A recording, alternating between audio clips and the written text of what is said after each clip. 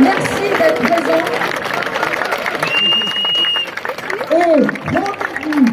Et Je suis chercheur, juriste et je suis issu de la communauté des gens du voyage. C'est inhabituel qu'un d'entre nous prenne la parole, surtout sur ces sujets.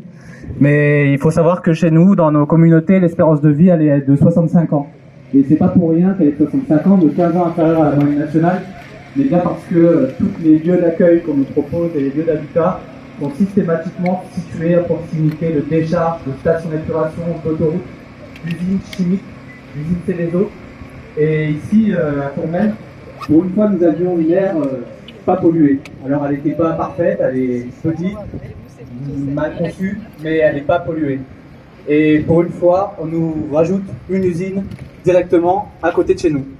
Et ce qui est assez fou, c'est que, comme d'habitude, nous ne sommes pas grand-chose dans les considérations des collectivités locales, puisque dans l'étude d'impact qui a été faite avant sur le projet Rockwool, les gens du voyage et l'aire de grand passage qui est pourtant à 100 mètres des cheminées, des futures cheminées, n'est même pas prise en compte.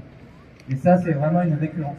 À l'échelle nationale, 50% des aires d'accueil des gens du voyage, plus de 50% des aires d'accueil des gens du voyage sont soit à côté d'une usine Céveso, donc d'une usine à risque, comme à Lubrizol, où nous étions encore une fois au pied de l'usine, soit à côté d'une station d'épuration, d'une autoroute, et parfois même de multiples pollutions.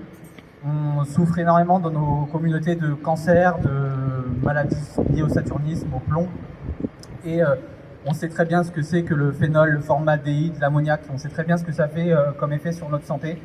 Et malheureusement, depuis des années, on continue à nous placer à proximité de ces lieux, dans lesquels, je rappelle, nous sommes obligés de vivre. Voilà. Donc merci beaucoup de l'invitation, merci beaucoup d'avoir pu me permettre de porter ce projet. Je vous rappelle également que suite à un travail que j'ai mené avec d'autres personnes en collectif, nous avons rendu une étude nationale qui prouve la récurrence des pollutions à proximité de nos lieux d'accueil.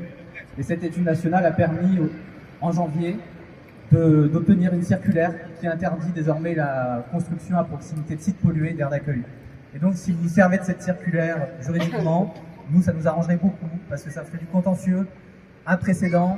Peut-être qu'on pourrait annuler le projet d'usine grâce à ce petit détail technique, insignifiant pour beaucoup d'élus, mais ô combien important dans votre cas. Nos intérêts sont communs. Je sais que nos populations n'ont pas forcément bonne presse on parle très souvent mal de nous, en tout cas que ce qui leur sort de notre image, c'est souvent du négatif, mais je peux vous garantir qu'il y a beaucoup de gens bien et qu'on se mobilise aussi à notre échelle. Et quand on peut soutenir les intérêts qui vont dans notre sens aussi, on le fait. Et les questions de justice environnementale, ça nous concerne tous. Nous sommes avant tous des êtres humains. Et la dignité va avec l'environnement sain, l'accès à un environnement sain. Et c'est ça qu'il faut que vous préserviez. C'est notre commun à tous. Quel que soit d'où on vient et quel que soit qui on est. Voilà.